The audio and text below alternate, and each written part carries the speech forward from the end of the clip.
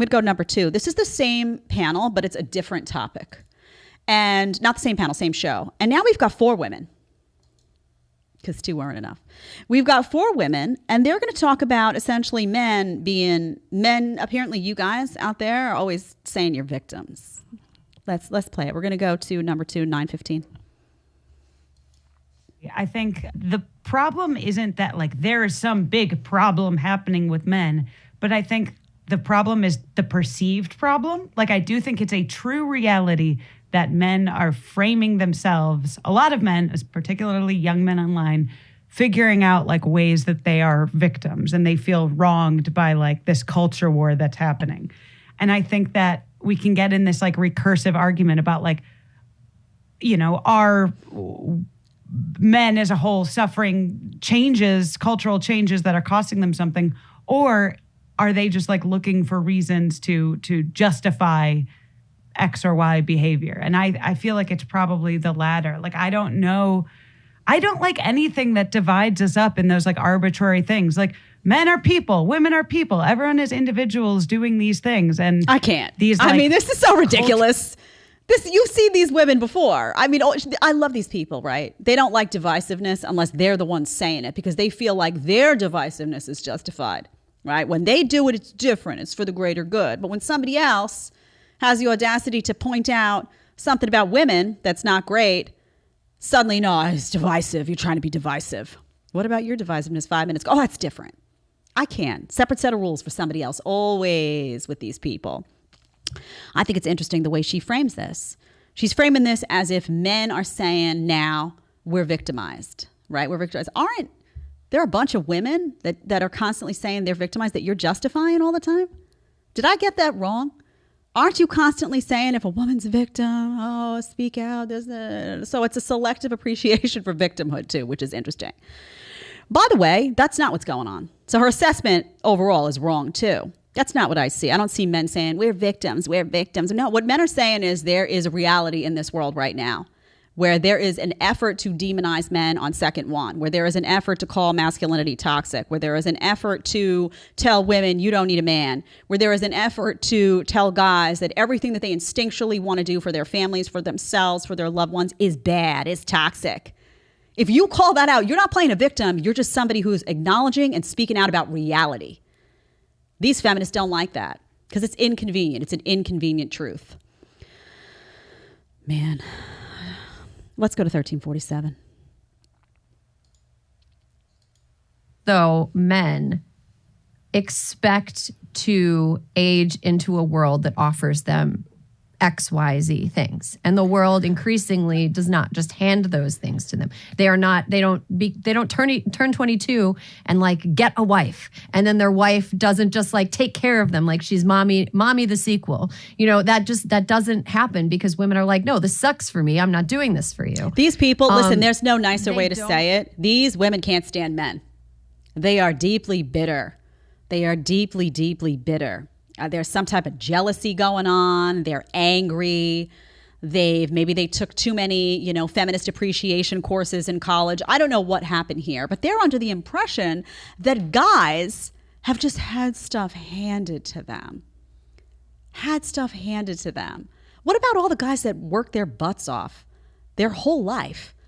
Put food on the table, work constantly so that the woman that they marry doesn't have to.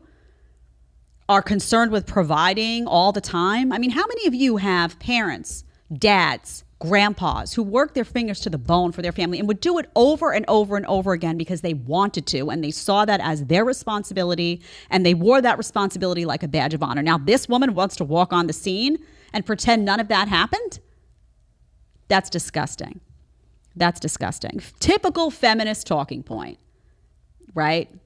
Ungrateful. I don't need you. You didn't do anything for me. Devalue what you brought to the table. Horrible. Let's continue. Automatically get a job where they can work 40 hours a week, clock in at 9, clock out at 5, buy a house on a nice cul-de-sac, raise 3 kids. They don't get those things that they thought were coming to them. Okay, one second. That they thought they were. Do you see the ignorance of this? I mean, she's a deeply ignorant woman. When did men ever just have that stuff coming to them? What did they, in a different time, they just woke up and somebody handed them a house and somebody handed them a wife and somebody handed them abundance and somebody handed them, here's your beautiful farm. No, they had to work for it, honey. They had to work for it. And some of those men you're disparaging, you know what they did? They went off to war and they fought to protect freedoms in this country for you to run your mouth the way you're doing right now. You ever think about that? Ungrateful, maybe, just a tad? Imagine somebody's married to this woman. What does that guy do for a living? Is she constantly devaluing him the way she's devaluing everyone else? I hope not, for his sake. Let's keep going. We're entitled to, especially like younger men without college degrees. Like you're not going to be able to afford any of that shit. My first thought reading this was like, just get universal health care and universal child care. Those two things. I mean, it's just as doing a lot of heavy lifting in that because, we would have to dismantle the entire insurance. Listen to her recipe. Oh, guys, you're unhappy? You're unhappy because stuff's not getting handed to you, which never was. We just corrected that. Just let the government help you. Let the government help you. Universal health care. Let the government step in. They've got your back. And this is why she can't stand the Andrew Tates of the world, because his message is the opposite. His message is, you're unhappy? Change your life. Do something different. Look at what you're doing now. If this isn't working, do something different. You have the power to make the change. You have the power to get from point A to point Z if you want to. Decide what your life needs to look like. You're not happy that you're not getting a certain type of woman? Maybe it's you. Fix yourself. This guy is putting all the responsibility on those men. She can't stand that, because if those guys decide they're going to take matters into their own hands, you have a less of a population that's willing to go and needing to go lean on mommy, daddy, government. And she wants a system where government is the answer. How nauseating. How unbelievably nauseating. Unreal. Okay, let's go to 2146. Going to skip ahead to the next one. After this, I'll get to the chat in just a few minutes, guys.